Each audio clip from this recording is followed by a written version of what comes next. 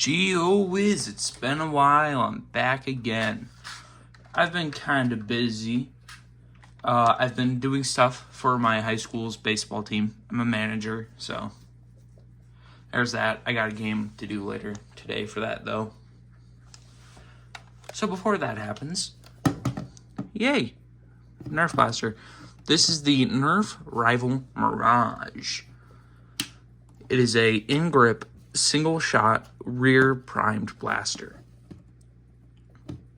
It's pretty similar to a bunch of other, a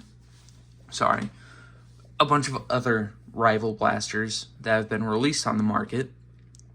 Except for this one has it has a nifty feature on it that I would like to show you guys after we get on, when we get to that. In the external overview, here we have the barrel. It looks like a N-Strike barrel lug, but it doesn't take any of the attachments. It's too big. It's way too big. But maybe one day there will be attachments for it made on the internet to 3D print. Or maybe Nerf will release them themselves, but knowing them, probably not. Here we have this little, what's the word? Bandolier or sling mount. It isn't very loose. It's kind of stiff, but it's plastic on plastic. What do you expect? And then on here, we have 3 tack rails.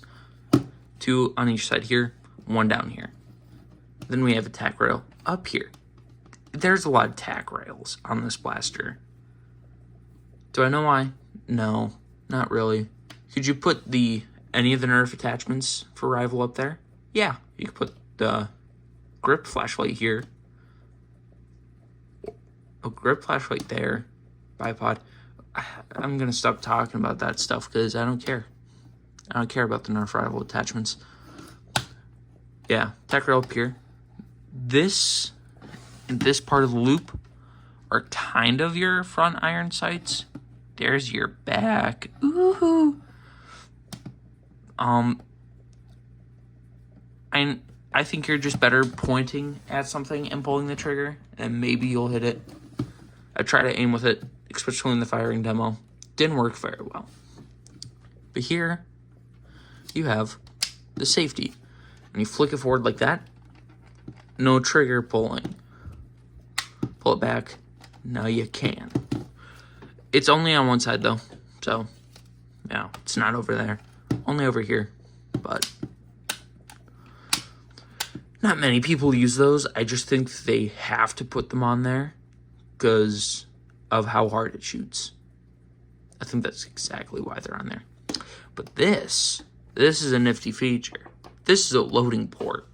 So when you slide it in your magazine, once you prime this back, you can load rounds into the top and just top it off.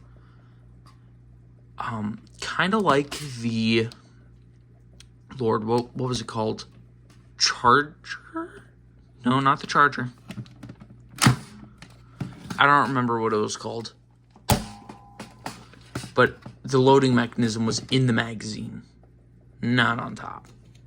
Yeah. Speaking of magazine, this is the trigger. Let me show you too. This is the trigger. You pull it, it releases the catch, and it shoots. And here is the magazine release. You press this down. You can take the magazine out. Put it back in. Take it back out. Put it back in. Take it back out. Simple. This is the magazine well. Put your magazine in it. I don't know if this fixed the issue with cross-compatibility with some of the older ones. I don't know. I don't have any older ones. This is my only Nerf Rival mag. So, I really do like the Nerf Rival magazine powered blasters. I really like those. So I'm probably going to try to find more. Yeah, but this grip is extremely skeletal, as you can see. I can put my finger through it. So when you're holding it and you're loading in magazines, you can feel the magazine rub up against your hand, especially this one. it's clipped together and it's got ridges on it. It's very uncomfortable when it rides up the magazine well. So I just wanted to warn you about that. But back here, this is the priming grip. Grab onto it, pull back, push it forward, and you're ready to fire. Bang. Also back here, when you prime this back, there's going to be a little orange piece. You can kind of see it back there. There it is.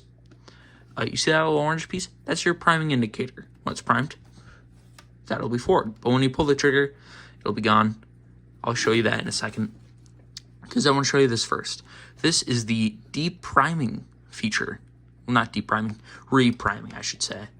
Basically, you pull this down. You can re-prime the blaster, clear any jams you may have in the hole. Some people use these to double load, to get a shotgun blast. I haven't tried it to see if it worked very well, but, you know, I'll let people do what they do. Here's the priming indication going away. Wow. Isn't that cool? Only if it's like attached to the back of the plunger tube. That's super awesome. This is a tech rail. Again, gotta have like 50 of these, even though they don't have enough attachments to fill 50 of these. And then at the way back, there's nothing. This isn't really a stockable blaster due to, you know, this entire part being the entire priming handle. But I don't see people taking very long to make a attachment to lock up here on top of this blaster, top of the barrel, and a priming handle being fitted underneath, where you just take some of these screws out, replace this with the back, and then you have a prime there. And maybe without this piece, it'll just prime back the bare rods, so you can use it as a stock. I could also see them taking a lot less time and just making a attachment to slide right here that allows the priming handle to go far back enough to where you can shoulder it and still prime it. Oh, it's Noodles. Look at him. You can't see him, but I can. I don't know if those exist yet, but they should. I also like to stand it up like that. That's really easy. Let's go to the firing demo before I talk forever. Hello, it's time for the firing demo. I only have one issue though. I only have the one magazine, and it only holds 8 rounds. So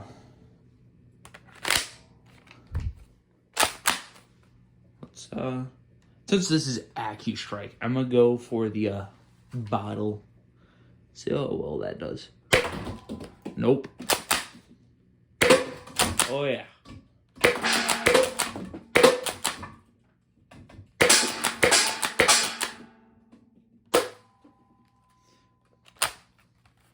Now, but I'm gonna show you. Hopefully I didn't do this in the video. I'm recording this before I film the video, so I'll try to remember not to. As you can see, you can top load it. How cool is that? Watch as I struggle with it though. I have fat sausage fingers. I'm very bad at this. Oh, stop going back to the error, please. Tasty treat, tasty treat. And that's a way you can use to overload it to like 9-10 shots, which kind of useful. Let's get you to see it.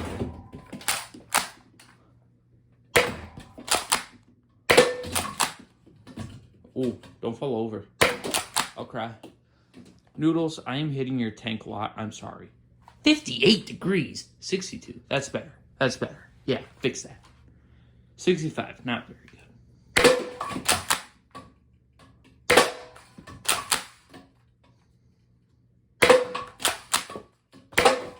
That it? Yep, that's it. When I was shouting out degrees earlier, I was talking about Noodle's tank. It needs to be somewhere low to mid 60s. So, you know, kind of important that it keeps cool. Not too cool. It'll die if it's too cool. I want to show you something. It's really fun. I like to do this. Give me some more. Oh, come back! Oh, I can fit one more. Here's number 9. All right.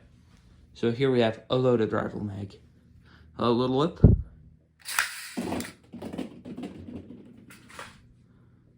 That's fun. That's fun.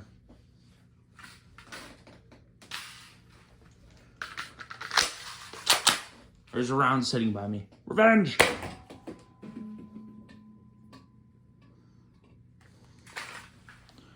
There's one reason I never said goated. And I am goated. But then if I did, still would have missed that target. I'm gonna go pick stuff up and film the rest of this video now. Yay! And I'm back, just like that. Super easy. What should I talk about? Oh yeah, forgot to mention. This is an 8-round magazine only. Only 8 rounds. You can cram a 9th in there though. And has this little rubber piece, little stopper. So you don't break it if you drop it. People have been making these for like ever. So Nerf has just finally decided to put them on. But what do I think about this blaster? I like it. It's really nice. It's $20 for a decent Nerf rival blaster. Oh, Noodles goes up for air. He sucked it down. He sucked it down. On with my psychotic ramblings. If you had more rival magazines, it's worth it. Definitely way more worth it than if you didn't. But then you also got to think, this is great for people who scavenge all the time. Because if you just grab a fistful of rival rounds off the ground, you can just shove them in. Really easy, really simple. I don't foresee people having issues with this blaster. It's as simple as pull it forward, push it back, pull trigger. Because it doesn't have some of the things where you need to prime the blaster back to load the magazine in or to just take it out like most normal Nerf blasters do. So I don't foresee people, breaking the magazine in it or just breaking the priming handle off. Maybe these parts. They're kind of flimsy. Well, this part specifically is flimsy. So I can see maybe people breaking that off. But if this is your first rival blaster, it's a good blaster to get. Noodles is looking at me. He's looking at me. He's looking at me. He wants to eat me. Yeah. If you are new to rival, definitely look at this or the Fate. Basically the smaller pistols and this one. I like it. I like it a lot. So if you have the $20 to spend, I think you should pick it up. It's a good buy. It's definitely a good buy. It also comes with the AccuStrike rival rounds, which are some of the best rival rounds you can get. They're just kind of expensive. And I do like that it comes with 10 instead of just 8. So if you lose 2 of them, you still have 8. Anywho, I'm going to end the video now before I start talking about Noodles all the time. Noodles is this guy. It's kind of scary. I need to clean out the sides of his tank today. Probably going to do that tomorrow, though. I don't have enough time to do that today.